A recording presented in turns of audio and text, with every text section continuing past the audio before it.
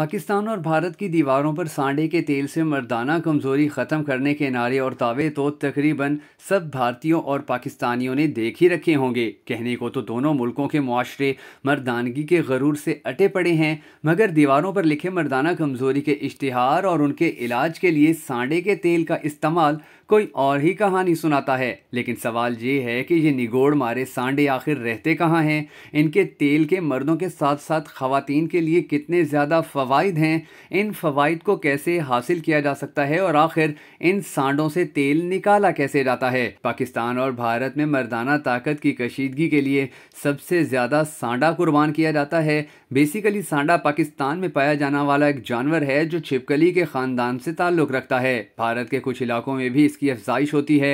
ये जानवर बुनियादी तौर पर यूरोप से लेकर मंगोलिया के मशरकी इलाकों तक फैला हुआ है।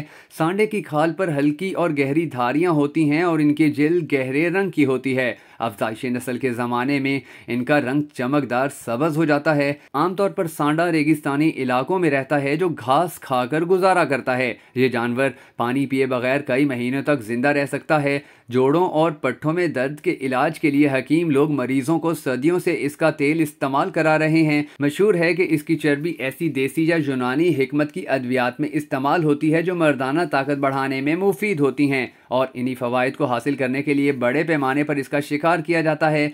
लेकिन ज़्यादा तकलीफ दे अमर ये है कि शिकार के बाद इस जानवर को निहायत अजियतनाक तरीके से रखा जाता है, क्योंकि इसे पकड़ते ही सबसे पहले इसकी कमर तोड़ी जाती है, जिससे ये हमेशा के लिए माजूर और बेहरकत हो जाता है। इसका अगला धड़ बस इतना काम करता है कि ये अगली दो टांगों पर सर उठाए रखता है, जिससे मालूम होता है कि ये जिंदा है। बाकी धड़ बेजान पड़ा रहता है। इसे पिंजरे में रखकर भी कैद किया जा सकता था, मगर इन शिकारियों और ताजरों को इसकी कमर तोड़कर माजूर बनाकर रखना ज़्यादा आसान तरीका महसूस हुआ। इसी दर्दनाक हालत में इसे मुल्क के अंदर एक जगह से दूसरी जगह खुफिया तौर पर मुंतकिल भी किया जाता है। इसी हालत में इसे खाना दिया जाता है और तब तक इसे ज़िंदा रखा जाता है जब तक इसका कोई गाहक ना आ जाए, जिसके बाद इसे काट के इसकी चर्बी निकाल ली जाती है, या इसे इसी हालत में उस वक्त तक ज़िंदा रहना होता है जब तक इसे खुद मौत ना आ जाए। मादूमियत के ख़तरे से दोचार होने और इसका शिकार गैर कानूनी करार दिए जाने के बावजूद इसके शिकार के रोकने के लिए कोई मौसर कार्रवाई नहीं की जा रही।